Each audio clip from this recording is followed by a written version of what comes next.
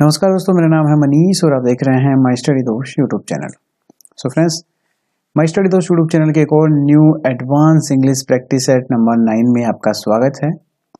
सो पिछले कुछ दिनों से हम लगातार आप लोगों के लिए प्रैक्टिस सेट बना रहे हैं और आपका काफ़ी अच्छा रिस्पॉन्स उसको देखने को मिल रहा है। आशा करते हुए कि आगे भी आप ऐसे ही करेंगे।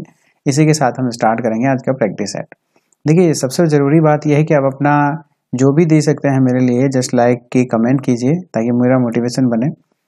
एक दो दिन से कुछ ऐसा ही डिस्टरबेंस हो रहा था जिस वजह से वीडियो भी नहीं बना पा रहा था, लेकिन अभी फिर से मैं बना रहा हूँ आपके लिए। ओके, सो क्वेश्चन नंबर 1 देखिए। In the following word find the same meaning as the word given below. देखिए, अबॉर्टिव आपके पास में एक वर्ड है, इसका आपको सिमिलर मीनिंग यानी कि सिनोनियम बताना है। देखिए, बहुत से लोग हैं जो अबॉर्टिव के बारे में नहीं जानते होंगे, लेकिन मोस्ट ऑफ पीपल्स हैं कि इसके बारे में जानते होंगे। देखिए, कोई ज़्यादा बड़ी बात नहीं है इसके बारे में जानना। इसका मतलब होता है निस्वार, निष्फल, ठीक है ना। अबॉर्टिव निष्फल यानी कि आपको कोई फल नहीं मिले, कोई फ्रूट नहीं मिलेगा, ठीक है ना। उसके बाद है इसका मतलब आप ऐसा फल भी बोल सकते हैं। फ्रूट मीन्स फल वाला फल नहीं है, जैसे आपके कर्मों का फल वो हो सकता है, आपने कितनी पढ़ाई की, आपको कितने मार्क्स मिले, वो वाला फल, उसकी बात हो रही है, ठीक है ना। ओके, सभी आपको सिमिलर बताना है। उसके बाद देखिए, रेज आपके पास में वर्ड है, इसका मतलब होता है मिटाना। ओके, तो अभी आप देखिए इसका मतलब तो मिटाना हो गया।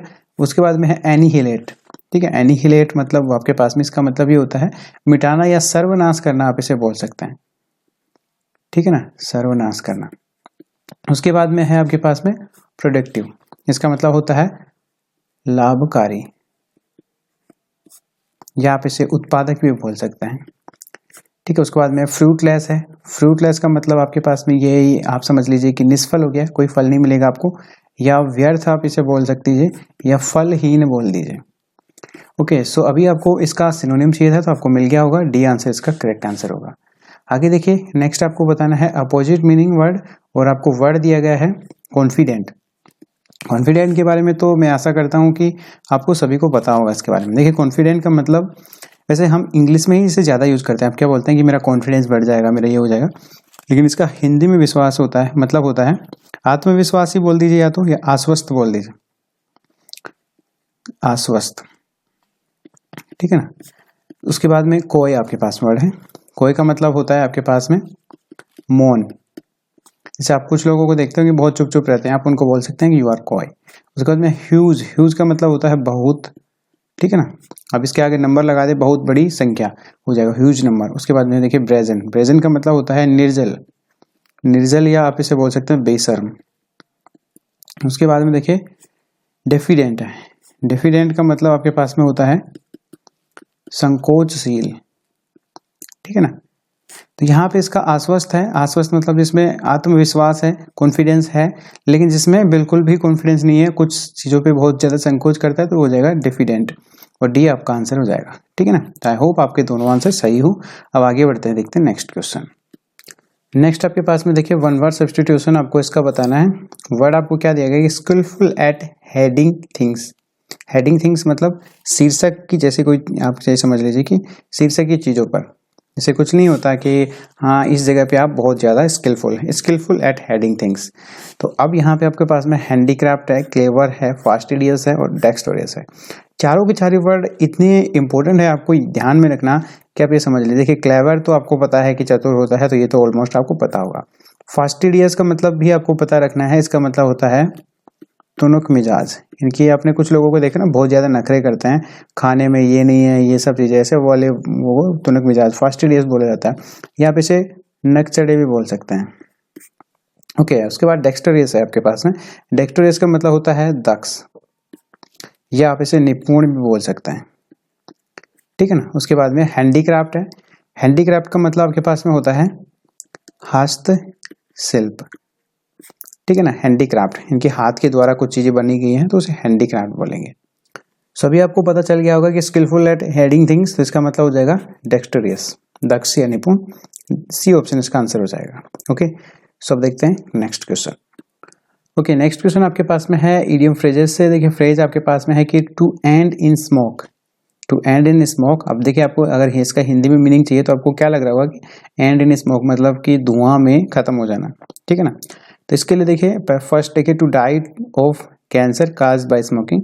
तो हम ऐसी चीज़ों को देखिए, फ्रेज में क्या होता है ना कि लोकोक्ति मुहावरे हैं, तो हम ऐसे नहीं बता सकते कि भाई कोई मर रहा है तो जरूरी नहीं है वो कैंसर उसके कारण ही मरा, स्मोक के कारण, तो इसको कोई वैल्यू नहीं दिया जाएगा यहाँ पे। नेक्स्ट देखिए, to end without providing any particular result, यानी कि कोई अच्छा रिजल्ट आपको नहीं मिला, ठीक है ना, कोई निश्चित रिजल्ट आपको नहीं मिला, उसके पहले वो क्या हो गया, एंड हो गया। तो यही चीज है आपके पास में बी ऑप्शन, ठीक है ना, टू एंड इन स्मोक, और इसका सही आंसर हो जाएगा। बाकी देखिए, अगर मैं इन और ऑप्शंस को आपके साथ डिस्कस करूंगा तो आपको कंफ्यूजन और बढ़ जाएगा। ये फ्रेज इतने ही हैं, जैसे सबसे बेस्ट ऑप्शन यही रहेगा कि आप जैसा बोल रहे हैं बस वैसा मान लीजिए, क्योंकि फ्रेज में बस यही रहता है। आप इनको अगर रियल लाइफ में अप्लाई करोगे तो ये बहुत अलग है, थोड़े से बोलने में वैसे सही है, बस आप इतना ध्यान रख लीजिए। ओके, सो बी ऑप्शन आपके लिए आंसर हो जाएगा इसका, ठीक है, इसको याद कर लेना, कोई बड़ी बात नहीं है। To end in smoke, to end without providing any particular result. Okay, तो देखिए next question. So next question आपके पास में है, फॉलोइंग क्वेश्चन में आपको करेक्टली स्प्लिट वर्ब आपको बताना है, सही कौन सा है। देखिए करप्ट आपके पास में है, तो इसका सही आंसर बताना है आपको। सही आंसर जो है आपके पास में वो हो जाएगा सी ऑप्शन। देखिए CORRUPT, इसको ध्यान रखिएगा, जब भी आपको RR, PP, SS जो भी वर्ड मिलते हैं जिसमें डबल होता है उनमें ही ज्यादातर इस तरह से क्वेश्चन पूछा जाता है। तो करप्ट है, सी आंसर इसका सही हो जाएगा, ठीक है ना। करप्ट का मतलब ये होता है कि घूस देना या रिश्वत देना, इसे करप्ट बोला जाता है, ठीक है ना। ओके, सब देखते हैं नेक्स्ट क्वेश्चन। आगे देखिए, क्वेश्चन डायरेक्शन आपको दिया गया है 6 to 10 और fill in the blanks related question है as usual, you know that. सभी प्रैक्टिस सेट में इसी शेड्यूल को मैंने रखा है। उसके बाद देखिए, I slept for many hours blank the sad of a mango tree, ठीक है ना। तो यहाँ पे देखिए कौन सा प्रीपोजिशन होगा, इन, अंडर, ऑफ या फॉर। तो इसके लिए सही आंसर जो है आपके पास हो जाएगा वो हो जाएगा इन। देखिए, I slept for many hours in the sad of a mango tree, इनके पेड़ की छाया में मैं सोता रहा, ठीक है ना। तो यहाँ पे अब ये मत बोले ना कि पेड़ की छाया के नीचे। अब देखिए पेड़ है यहाँ पे, थोड़ा सा समझा देता हूँ अगर आपको लग रहा है, यहाँ पे इसकी छाया है, और अगर इस छाया के नीचे आप कैसे सोएंगे, छाया के अंदर सोएंगे यहाँ पे, इसके नीचे आप गड्ढा खोद के नहीं सोएंगे। अगर गड्ढा भी खोदेंगे तो छाया के नीचे आप कभी नहीं जा सकते, क्योंकि छाया जो है गड्ढे में भी गिरेगी। तो ये सब चीजें है कि वैसे कोई प्रैक्टिकली मेथड नहीं है कि समझाने का, लेकिन थोड़ा सा अगर आपको लगे कि हाँ इसमें अंडर हो सकता है तो इसका गलत आंसर होगा, इन आपका सही आंसर हो जाएगा ए ऑप्शन। देखिए फिर नेक्स्ट क्वेश्चन। देखिए नेक्स्ट क्वेश्चन आपके पास में है, और नेक्स्ट के लिए एक ऑप्शन यहाँ पे मिसिंग था तो वो मैंने आपके लिए भी यहाँ पे बना दिया है, सी ऑप्शन है। तो देखिए क्या बोल रहा है कि this food is deficient blank vitamin and minerals. तो विद होगा, इन होगा, ऑफ होगा या फॉर होगा। अब ये देख लीजिए, तो इसमें आपका जो है आंसर कौन सा हो जाएगा, वो हो जाएगा ए, इन, ठीक है ना, deficient in vitamin and minerals. तो इन डेफिशिएंट इन जो है वो किसी भी चीज के अभाव में होना, ठीक है ना। तो ये होता है इन विटामिन एंड डेफिशिएंट, ये जो भोजन बना हुआ है विटामिन और मिनरल के अभाव में बना हुआ है, ठीक है ना। तो ये चीज ध्यान रख लेना, डेफिशिएंट इन का मतलब होता है किसी चीज के अभाव में, तो यहाँ पे इन यूज होगा, आंसर आपका ए ऑप्शन हो जाएगा, ठीक है। देखिए नेक्स्ट क्वेश्चन। ओके, सो अभी नेक्स्ट क्वेश्चन देखिए, the blank were arrested for irregularly hunted the bears, ठीक है ना, इलीगली हंटेड द बियर्स। तो यहाँ पे आपको क्या बोला गया है, फिल इन द ब्लैंक सही बताना है आपको। तो इसके लिए देखिए सही आंसर कौन सा होगा। सो यहाँ पे अगर मैं बात करूं तो इसका जो सही आंसर हो जाएगा वो हो जाएगा आपके पास में ए ऑप्शन, पोचर्स। देखिए पोचर्स जो होता है ना, जंगली जानवरों का चोरी से शिकार करने वाले, उनको बोला जाता है। तो यहाँ पे देखिए वैसे आप समझ भी सकते हैं कि were arrested for illegally hunted the bears, क्योंकि भालुओं को इलीगल तरीके से मारने वाले लोग, चोरी छिपे से उन लोगों का शिकार करने वालों को बोला जाता है पोचर्स। तो ये आंसर आपके पास में हो जाएगा। देखिए वन वर्ड के तौर पे भी आपके काम करेगा, ये फिल इन द ब्लैंक में भी है, तो ठीक है, आंसर ध्यान रखिएगा पोचर्स। आगे देखिए फिर नेक्स्ट क्वेश्चन। आगे फिर आपके लिए नेक्स्ट क्वेश्चन है, नेक्स्ट का बोल रहा है कि if you had followed the rules you blank disqualified. तो यहाँ पे आपको सोच समझ के आंसर देना है, क्या होगा, will not be, would not be, will not have been, would not have been. देखिए एक कंडीशनल सेंटेंस है, और कंडीशनल सेंटेंस में भी आपको देखेंगे कि हैड दिख रहा है मतलब पास्ट परफेक्ट है। तो यहाँ पे जो मेन क्लाउजेज है ना, ठीक है ना, मेन क्लाउजेज के साथ में अगर फ्यूचर परफेक्ट हो तो यहाँ पे आपको क्या यूज करना है, वुड हैव प्लस V3 का प्रयोग करना है। तो यहाँ पे आंसर जो है वो आपके पास में कौन सा हो जाएगा, D option, would not have been. देखिए if you had followed the rules जब अगर आप क्या करते हैं, रूल को फॉलो करते हैं, would not have been disqualified, तुम डिस्क्वालीफाइड नहीं करे जाओगे, ठीक है ना। तो ये आंसर आपके पास में जाएगा। मैंने आपको बता दिया कि कंडीशनल सेंटेंस है और इसमें अगर आप यहाँ पे यूज कर रहे हैं क्या, मेन क्लाउजेज के अंदर फ्यूचर परफेक्ट हो तो यहाँ पे आपके पास में क्या यूज हो जाएगा, वुड हैव प्लस V3 का प्रयोग होगा। अब देखिए नेक्स्ट क्वेश्चन आपके पास में है कि the housewife blank the cakes burning and ran to switch off the oven. So यहाँ पे जो आपके पास आंसर हो जाएगा वो हो जाएगा सी ऑप्शन, स्मेल्ट। देखिए स्मेल्ट जो है, जो आपके पास वर्ड होता है स्मेल, इसका जो है सेकेंड फॉर्म है। तो देखिए द हाउस वाइफ स्मेल्ट, जब उसको स्मेल आई द केक्स बर्निंग, जो केक है वो जल रहा है, and run to switch off the oven, तो वह ओवन को स्विच ऑफ करने के लिए दौड़ी। तो यहाँ पे आंसर हो जाएगा। देखिए टेंस से रिलेटेड है, फिल इन द ब्लैंक, तो यहाँ पे आपको सोचना है, तो ये ही चीज आपके लिए मैटर रखेगी कि कौन सा यहाँ पे क्या यूज होगा। स्मेल का सेकंड फॉर्म V2 यूज करना है आपको। सो नेक्स्ट क्वेश्चन देखिए आपके पास है 11 to 13, इसमें आपको एरर बताना है। Neither of the two children said their prayer before going to bed, या नो एरर। देखिए सोच समझ के आंसर देना, कोई डिफिकल्ट भी नहीं है, एक दो बार रिपीट करोगे तो आपको समझ में आएगा। आप इसके लिए वीडियो पॉज करके भी सोच सकते हैं, मैं इसका आंसर आपको डायरेक्टली बता देता हूँ। आंसर हो जाएगा आपके पास बी ऑप्शन, और देखिए यहाँ पे आपके पास में है THEIR, देयर। अब यहाँ पे देखिए चिल्ड्रंस की बात हो रही है, तो यहाँ पे दो की बात हो रही है, टू चिल्ड्रंस। यहाँ पे आपको यूज करना है इट्स या हिज का प्रयोग करें, ठीक है ना। तो neither of the two childrens said their नहीं होगा, या तो इट्स प्रेयर या हिज प्रेयर, ज्यादा सुटेबल आपको हिज ही रहेगा, क्योंकि चिल्ड्रन बोल रहा है, बच्चे हैं, और हम जानते हैं कि पुरुषों को ज्यादा महत्व दिया जाता है, इसलिए हिज यूज किया जाता है। वी आंसर हो जाएगा। देखिए फिर नेक्स्ट क्वेश्चन। नेक्स्ट आप देखिए कि last summer he went to his uncle's village and he enjoyed very much. तो यहाँ पे देखिए या नो एरर भी हो सकता है, डी ऑप्शन करेक्ट हो सकता है अगर आप नो एरर बोले तो। अब ये मत समझना कि मैंने डी ऑप्शन को टिक कर दिया तो सही होगा, जरूरी नहीं है, सोच लीजिए। तो चलिए फिर इसका आंसर की बात करें तो सी ऑप्शन इसका सही आंसर हो जाएगा। देखिए एंजॉयड जो आपके पास में है, इसके बाद रिफ्लेक्सिव प्रोनाउन आपको यूज करना है, एंजॉयड हिमसेल्फ भी लगना चाहिए यहाँ पे, तब ये सेंटेंस पूरा सही होगा, ठीक है ना। Enjoy himself very much, enjoyed very much गलत हो जाएगा। देखिए फिर नेक्स्ट क्वेश्चन। अब देखो नेक्स्ट क्वेश्चन बहुत ही अच्छा क्वेश्चन है, आपको बहुत अच्छी चीज सिखा के जाएगा। His salary is lower than a caretaker, no error भी हो सकता है। अब यहाँ पे सोचिए कि क्या होगा, his salary is lower then care taker, कौन से पार्ट में एरर है। यहाँ पे बता दो आपको सी ऑप्शन में एरर है, यहाँ पे then a care taker use हुआ है। देन ए केयर टेकर की जगह के आपको क्या करना है, than that of a care taker.